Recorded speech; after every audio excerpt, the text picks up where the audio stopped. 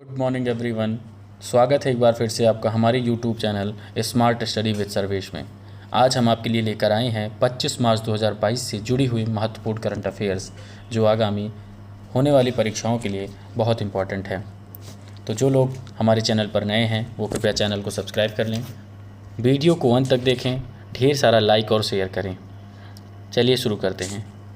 देवेंद्र झाझड़िया पद्म भूषण पुरस्कार पाने वाले पहले पैरा एथलीट बन गए हैं, क्योंकि इन्होंने 2004 पैरा ओलंपिक में स्वर्ण पदक, 2020 में टोक्यो ओलंपिक में एक रजत पदक सहित कई पैरा ओलंपिक पदक जीते हैं। तो याद रखेंगे कि पहले पैरा एथलीट भूषण पुरस्कार प्राप्त करने वाले, पद्म भूषण पुरस्कार प्राप्त करने वाले पहले पैरा एथलीट कौन बने हैं, तो वो हैं देवेंद्र झाझड़िया जी। हाल ही में एबल पुरस्कार 2022 से अमेरिकी गणितज्ञ डेनिस पार्नेल सुलीवन को सम्मानित किया गया है। अमेरिकी गणितज्ञ डेनिस पार्नेल सुलीवन को वर्ष 2022 के लिए एबल पुरस्कार से सम्मानित किया गया है। प्रशस्ति पत्र में इनके उल्लेख किया गया है कि टोपोलॉजी में उनके व्यापक योगदान और विशेष रूप से इनके बीजगणितीय, ज्यामितीय और गतिशील पहलुओं में किए गए योगदान के लिए इनको एबल पुरस्कार 2022 से सम्मानित किया गया है। तो 2022 एबल पुरस्कार से अमेरिकी गणितज्ञ डेनिस पार्नेल सुलीवन को सम्मानित किया गया है। विश्व number 1 tennis player Ashleigh Barty ने संन्यास की घोषणा की है। ये एक ऑस्ट्रेलियाई महिला टेनिस खिलाड़ी हैं। एशले बार्टी ने 25 साल की उम्र में टेनिस से संन्यास लेने की घोषणा की है। इन्होंने 3 ग्रैंड स्लैम एकल खिताब जीते हैं। 2019 में फ्रेंच ओपन, 2021 में विंबलडन और 2022 में ऑस्ट्रेलियन ओपन अपने नाम किया है। तो विश्व की number 1 tennis player Ashleigh Barty ने संन्यास की घोषणा की है। वो कहाँ की हैं? वो ऑस्ट्रेलिया की हैं। नेक्स्ट क्वेश्चन की तरफ चलते हैं। केरल कार्बन तटस्थ खेती के तरीकों को पेश करने वाला पहला राज्य बन गया है। इसके लिए केरल सरकार ने 6 करोड़ रुपए का बजट रखा है। केरल देश का पहला राज्य बनने के लिए तैयार है जो चयनित स्थानों में कार्बन तटस्थ खेती के तरीके पेश करेगा, जिससे कार्बन उत्सर्जन कम होगा और कार्बन को मिट्टी में जमा करने में मदद मिलेगी, जिससे उर्वरता में फ़ायदा होगा। यहाँ दोस्तों बात हो रही है केरल राज्य की, तो जानेंगे केरल के राज्यपाल आरिफ मोहम्मद खान जी हैं और केरल की राजधानी है तिरुवनंतपुरम और यहाँ के मुख्यमंत्री हैं पिनाराई विजयन जी। तो याद रखेंगे। नेक्स्ट क्वेश्चन की तरफ चलते हैं। सरकार के उड्डयन मंत्री, केंद्रीय नागरिक उड्डयन मंत्री ज्योतिरादित्य सिंधिया जी ने संसद में बताया कि सरकार 2025 तक 220 नए हवाई अड्डे बनाने का लक्ष्य रखा है। तो याद रखेंगे कि केंद्रीय नागरिक उड्डयन मंत्री कौन हैं, तो वो हैं ज्योतिरादित्य सिंधिया जी। सरकार ने 2025 तक कितने नए हवाई अड्डे बनाने का लक्ष्य रखा है, तो 220 नए हवाई अड्डे बनाने का लक्ष्य रखा है। नेक्स्ट क्वेश्चन की तरफ चलते हैं। चेन्नई सुपर किंग्स और आईसीआईसीआई बैंक ने को ब्रांडेड क्रेडिट कार्ड के लिए साझेदारी की है। तो दोनों में ये समझौता हुआ है। चेन्नई सुपर किंग्स के जो कप्तान हैं महेंद्र सिंह धोनी, इस बार वो अपनी कप्तानी के पद को छोड़ दिए हैं, जिनकी जगह रविंद्र जडेजा को चेन्नई सुपर किंग्स का कैप्टन बनाया गया है। यहाँ दोस्तों बात हो रही है आईसीआईसीआई बैंक का। तो आईसीआईसीआई बैंक के एमडी और सीईओ हैं संदीप बख्शी जी, और जो इसका मुख्यालय है वो है मुंबई महाराष्ट्र में, और जो इसकी टैगलाइन है वो है हम हैं ना ख्याल आपका। नेक्स्ट क्वेश्चन की तरफ चलते हैं। नागरिक उड्डयन मंत्रालय और फिक्की ने हैदराबाद में विंग्स इंडिया 2022 का आयोजन किया है। ये दोस्तों बहुत ही महत्वपूर्ण प्रश्न है। नागरिक उड्डयन मंत्रालय और फिक्की ने हैदराबाद में विंग्स इंडिया 2022 का आयोजन किया। नागरिक उड्डयन मंत्रालय और फिक्की संयुक्त रूप से विंग्स इंडिया 2022 शीर्षक से नागरिक उड्डयन पर एशिया का सबसे बड़ा कार्यक्रम आयोजित कर रहे हैं। यहाँ बात हो रही है दोस्तों फिक्की की। तो फिक्की का पूरा नाम होता है federation of India chamber of commerce and industry. इसकी स्थापना 1927 में हुई थी। दोस्तों ये जो विंग्स इंडिया 2022 का आयोजन किया जा रहा है, इसका जो थीम है वो है India @75 new horizon for aviation industry. FICCI का मुख्यालय जो है दोस्तों वो है नई दिल्ली। फिक्की के अध्यक्ष संजीव मेहता हैं। फिक्की के जो महासचिव हैं दिलीप चेन्याय हैं। फिक्की के महानिदेशक अरुण चावला हैं। तो याद रखेंगे। नेक्स्ट क्वेश्चन की तरफ चलते हैं। वित्त वर्ष 2023 में भारत की जीडीपी रहेगी 8.1%। ये किसके अकॉर्डिंग है? ये है OECD के द्वारा।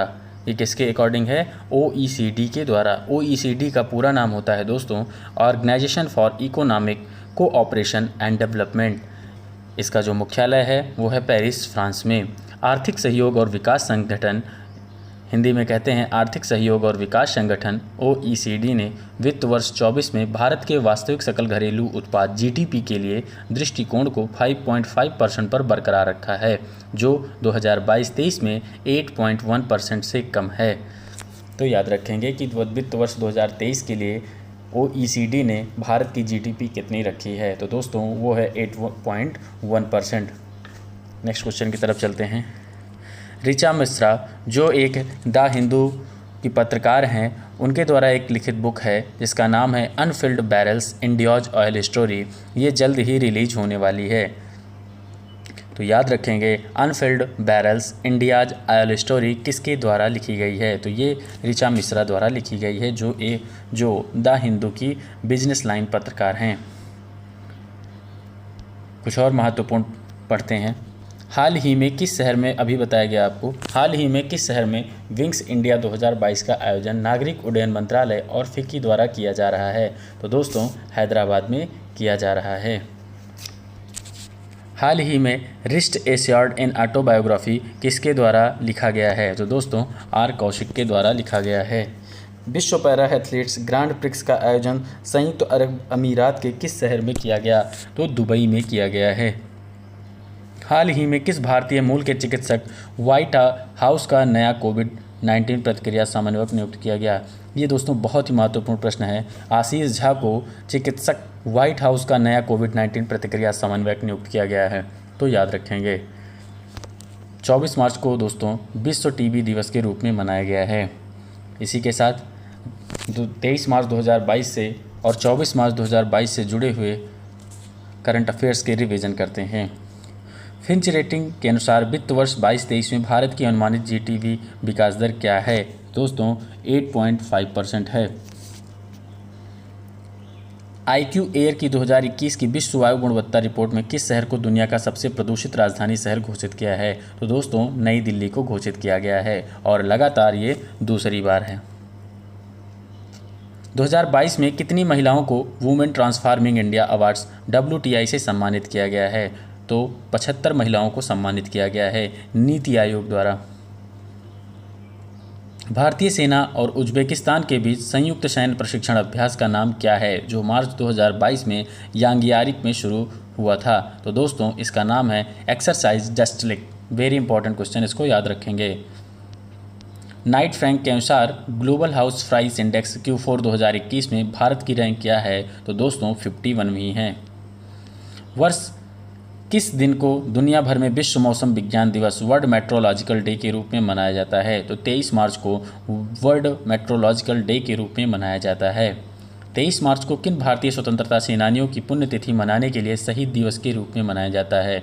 तो दोस्तों भगत सिंह, सुखदेव थापर और शिवराम राजगुरु की पुण्यतिथि को मनाने के लिए शहीद दिवस के रूप में मनाया जाता है। स्वर्गीय सौमेलो बॉबे मागा किस देश के पूर्व प्रधानमंत्री थे? तो ये माली के पूर्व प्रधानमंत्री थे। 2022 विश्व मौसम विज्ञान दिवस की थीम क्या है? Early warning and early action विश्व मौसम विज्ञान दिवस की थीम है। कौन सा राज्य राष्ट्रीय ई-विधान एप्लीकेशन नेवा कार्यक्रम को पूरी तरह से पेपरलेस बनाने वाला देश का पहला राज्य बन गया है? तो दोस्तों नागालैंड बन गया है। ये प्रश्न आपको किसी न किसी एग्ज़ाम में देखने को ज़रूर मिलेगा, जो आगामी किसी भी परीक्षा की दृष्टि से बहुत ही महत्वपूर्ण है, तो याद रखेंगे।